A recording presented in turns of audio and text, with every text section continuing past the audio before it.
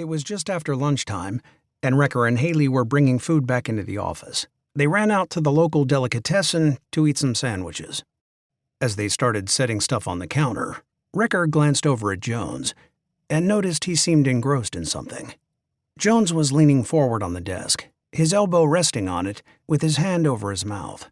That was always a look of intrigue, and it usually meant something was happening that Jones had to get a handle on.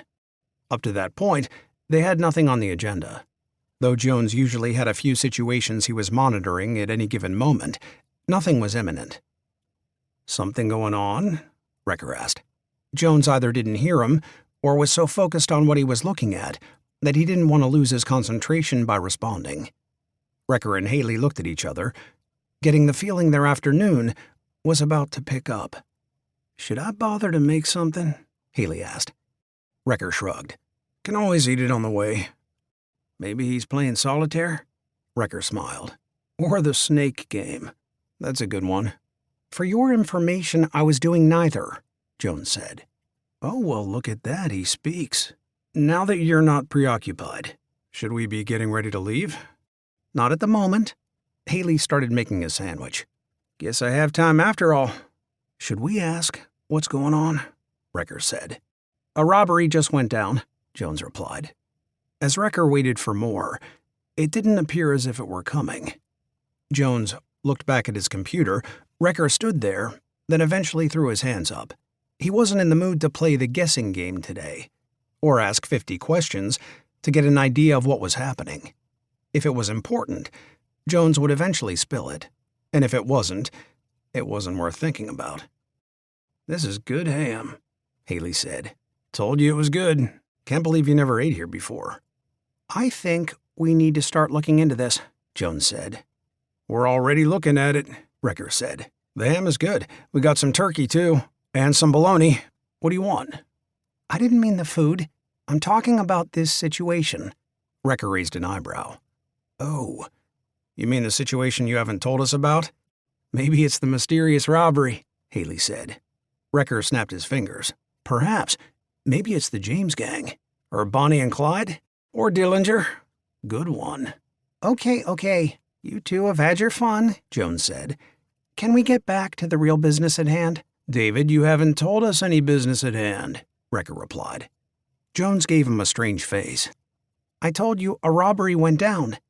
Recker glanced at Haley. "I don't know about you, but I'm pretty sure a ton of robberies go down in this city every day. I don't think that's really news, is it?" "I guess it would depend on the circumstances," Haley answered. "A bank is big news. A liquor store, a jewelry store, that's pretty big news.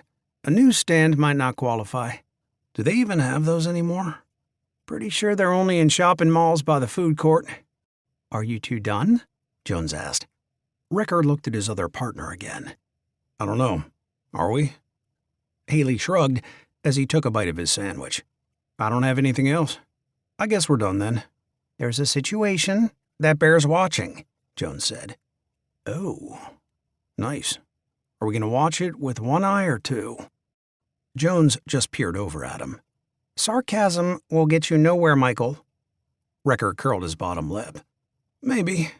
Got me this far, though." "Are you ready to hear about this or not? Or should I talk to our pretend dog?" "We have a pretend dog? Why is this the first I'm hearing about this?"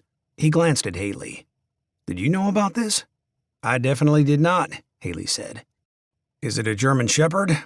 A lab? A boxer? Oh, how about a poodle?" Jones took a deep breath, then looked up at the ceiling. "Why do I bother some days?" Recker tapped his partner on the arm. "We didn't stop for dog treats." "I can go back out and get some," Haley replied. Jones lowered his head, clasped his hands together, and put them on the desk in front of him. It looked like he was praying.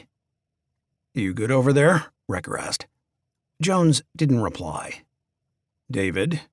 "Oh, don't worry about me. I'm just wondering to myself how we suddenly became a comedy club." Recker and Haley started laughing, knowing they were getting to their friend. It helped to break up and loosen the tension that their lives were usually filled with. "Okay, let's be done with all the jokes and stuff," Recker said. "Why don't you tell us what's going on?"